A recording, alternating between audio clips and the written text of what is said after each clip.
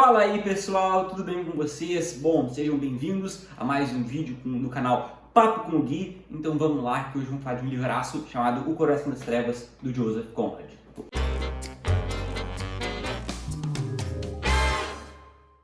Bom, clássico da literatura, publicado no começo do século XX pelo Joseph Conrad, que é um polonês que foi naturalizado britânico, trabalhou ali muitos anos como marinheiro e tal, e até que ele tem essa viagem, assim como o protagonista do livro, até o interior do Congo, num vapor ali, numa companhia de exportação.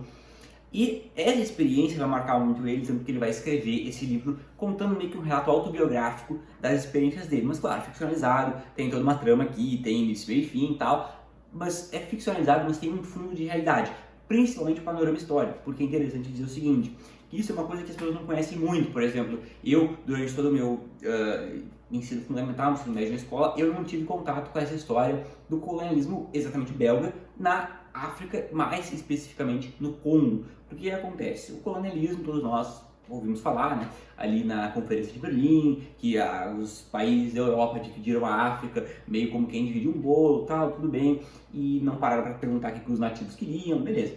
Só que o que acontece? O caso da Bélgica é um pouco mais grave, porque o que acontece? Ali, antes mesmo da Conferência de Berlim, a Bélgica era governada por um sujeito chamado Leopoldo II, né?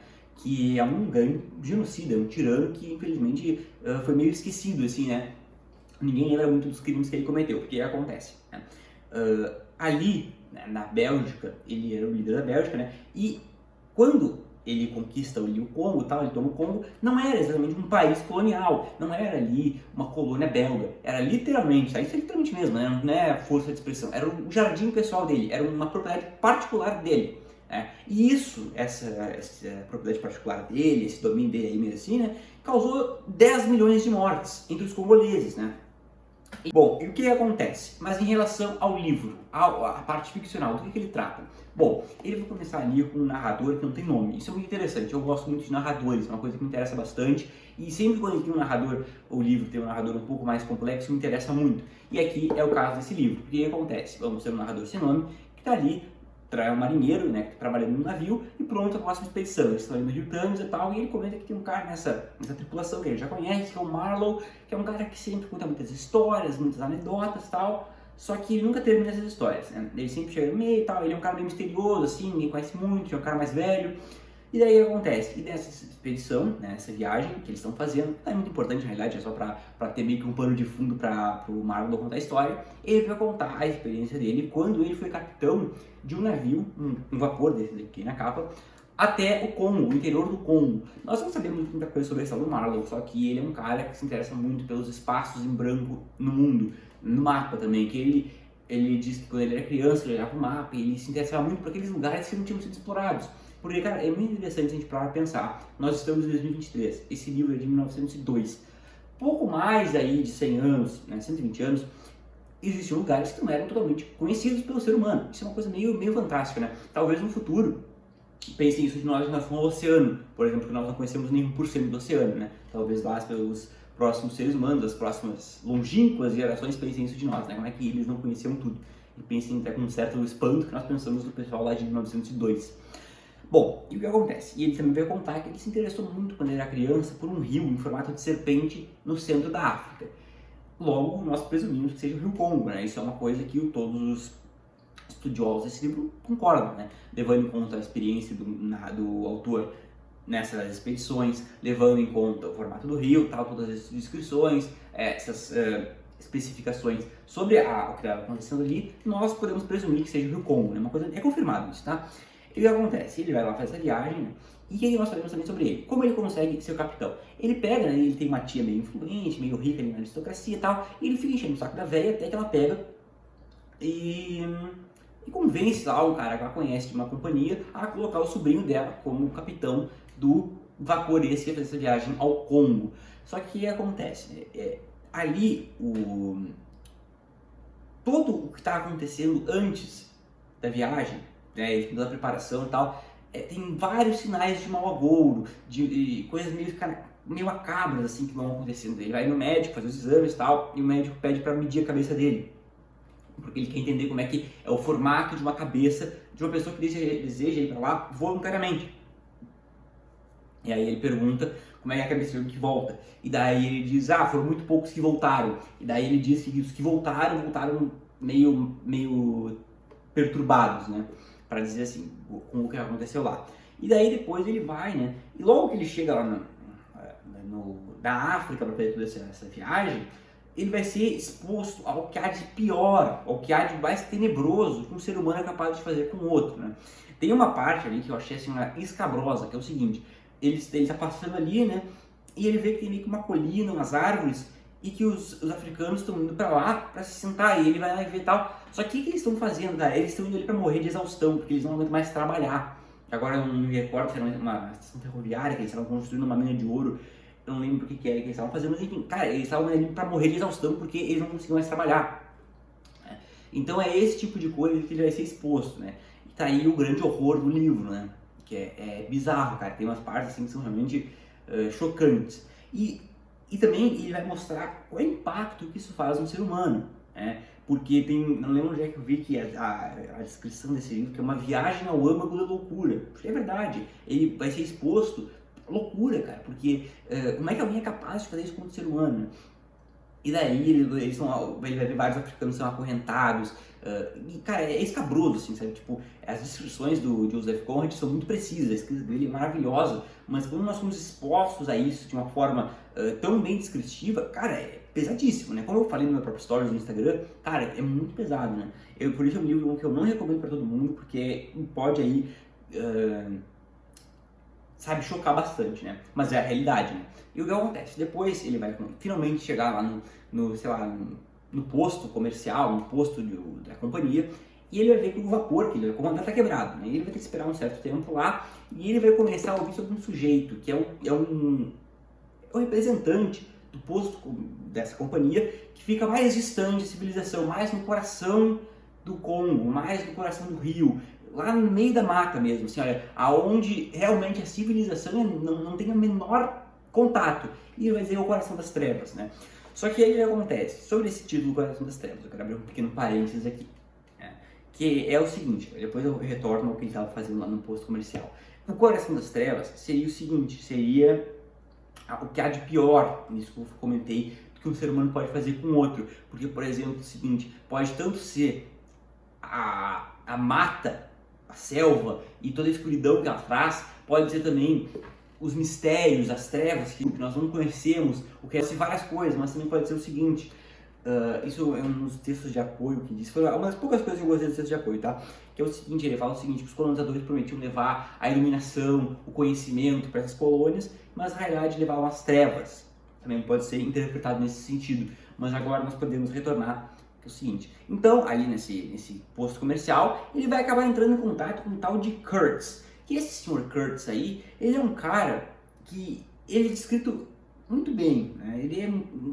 Os caras falam que ele é um cara incrível, um cara maravilhoso, que tem uma oratória maravilhosa, que ele é um gênio, que é um cara que tem um grande futuro, que as somas de marfim que ele consegue enviar são as coisas extraordinárias que nenhum ser humano conseguiria, que cara maravilhoso, cara incrível, e daí depois que ele fala várias línguas, que ele domina muitas coisas, que ele sabe tocar instrumentos, que ele entende, não sei o que. Bom, esse cara aí, ele chama a atenção do Marlon, né? Esse cara é um gênio, né? Esse cara é o enviado dos céus, né?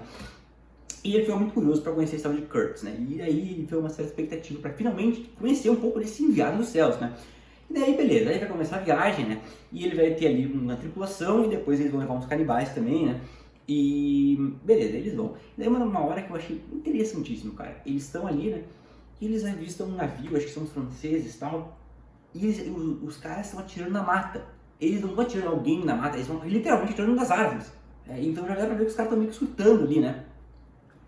E daí depois, né, eles vão seguindo a viagem, e cada vez mais ele vai ser, como eu disse, exposto a esse terror da natureza, esse terror de lugares onde a civilização não alcançou ainda. Aonde tudo aquilo que ele está acostumado a uma vida segura, uma vida cheia de confortos e de seguranças que hoje para nós parecem coisas, e para ele também parecia coisas naturais, coisas cotidianas, até corriqueiras, lá não tinha isso.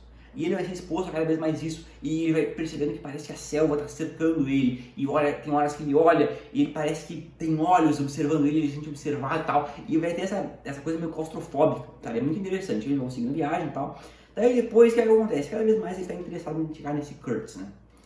E agora talvez eu faça alguns spoilers, né? Mas eu vou então botar um aviso aqui no vídeo. Se não quer saber nada do que acontece depois, pula essa parte, vai depois pro final do vídeo ou abandona o vídeo por aqui e volta depois de ler. É um livro bem curto, tá? Selecionando Tofágica, que é muito bem diagramado, então dá pra acabar rapidinho, né, de ler. Tem ilustrações muito da hora, eu gostei bastante dessa edição. Tem algumas críticas aos textos de apoio, mas depois eu falo sobre isso, né? Mas o que acontece? Então ele finalmente chega nesse tal de Kurtz. E daí começa a ter umas notícias, tal, eles param ali, tem uma hora que eles são atacados.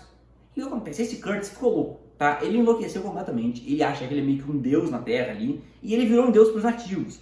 Daí ele é meio que cultuado ali, né? Ele é carregado de uma maca, só que ele também tá muito doente, né? E daí ele tem meio que um cara lá que é meio que o sacerdote dele, que é um russo, tal, com uma roupa esquisita, que meio que toda colorida, que contrasta com as cores da selva. E daí ele chega lá, e daí, o que é isso, cara? O Kurtz aqui não era esse cara incrível, um gênio e tal, o cara tá aqui, sabe? O que aconteceu com ele? E daí, beleza. E aí, tá explicado que ele consegue mandar das Ondas de Marfim. Porque que acontece? Ele pega e ele meio que convenceu os nativos que ele é um deus. E aí ele convence os nativos a levar ele aos lugares que eles não teriam acesso caso não houvesse essa conquista, né? Então ele vai lá em lugares explorados e consegue todo o Marfim. Só que o que acontece? Aí tem uma questão ali que ele não quer voltar, tal, mas aí o Marlon meio que força ele também não quer, os caras não querem deixar, ele tem meio que um probleminha ali, mas acaba que conseguem levar ele. E daí depois, cara, eu vou parar por aqui, porque eu quero realmente que vocês leiam esse livro é muito bom, né? Só que o que acontece? Além de um livro que denuncia os crimes que foram cometidos no Congo e tudo isso aí, ele também é um livro falando sobre o ser humano. Sobre, por exemplo, o seguinte, a natureza do ser humano.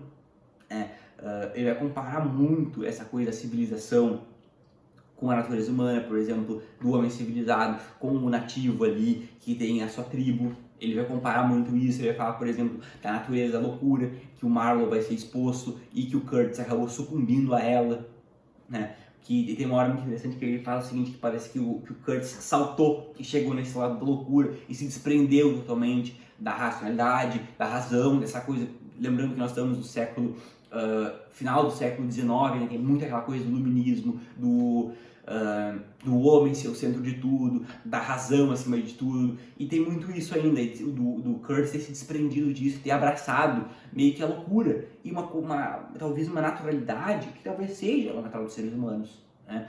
E talvez essa coisa do Marlowe, talvez o Marlowe que esteja desconectado da natureza, ele vai fazer uma discussão assim, que abrir uma discussão assim, que eu achei muito interessante, né? E daí depois também, né, o final do livro é muito bom, né? Ele vai meio que tá discorrendo ali a narração dele sobre essas questões. Eu vou ler algumas frases aqui para vocês. Olha só.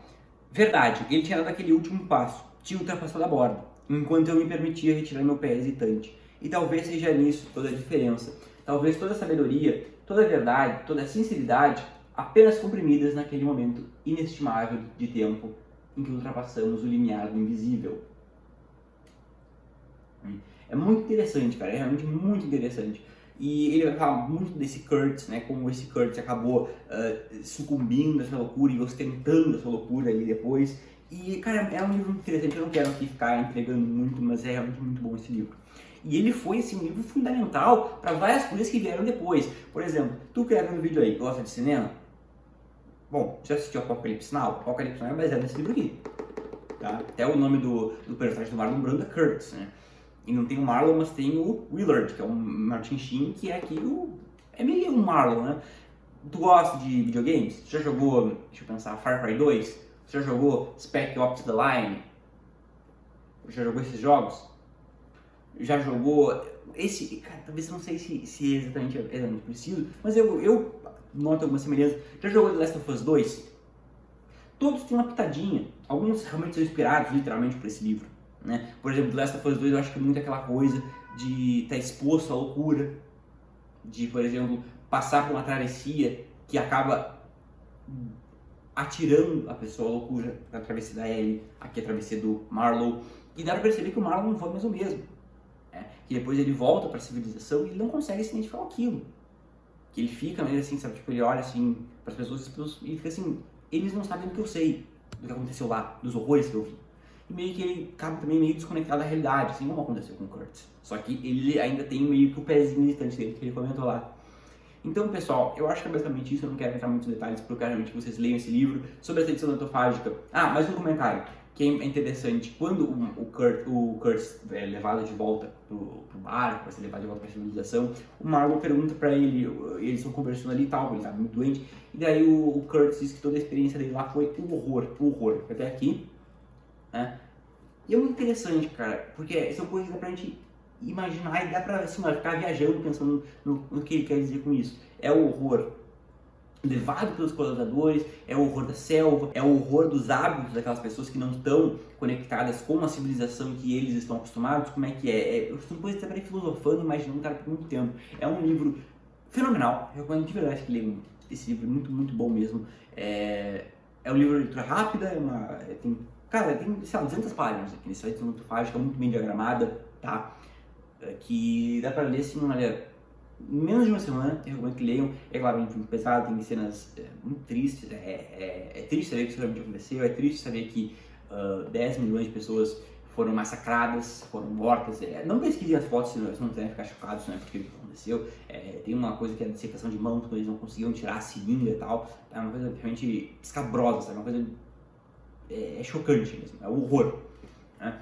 Então eu recomendo muito esse livro, pessoal. É isso. A minha única crítica a essa edição do Autofágica é o texto de apoio, fora a apresentação do Felipe Figueiredo do canal Nerdologia, que eu achei muito boa, uma contextualização histórica. Os 3 textos de apoio eu não gostei, eu discordei de vários pontos que foram colocados, e também não achei que eles apoiaram muita coisa. Mas eu recomendo muito a edição aqui, tem ilustrações lindíssimas, que são boas para colocar uma contextualização do que ir situando o leitor. Porque, por exemplo, quem nunca teve um lugar de mata fechada, de não ver nada além de árvores e selva, pode ficar um pouco perdido, que não tem, sabe, a maioria de nós não viveu essas coisas, então é bom ter uma contextualização de imagem também, né? Então é isso, pessoal, espero realmente que tenham gostado, as coisas de sempre, se inscreva no canal, deixa o gostei, compartilhe o vídeo com todo mundo que tu conhece, ativa o sininho, dá o like, segue o canal no Instagram.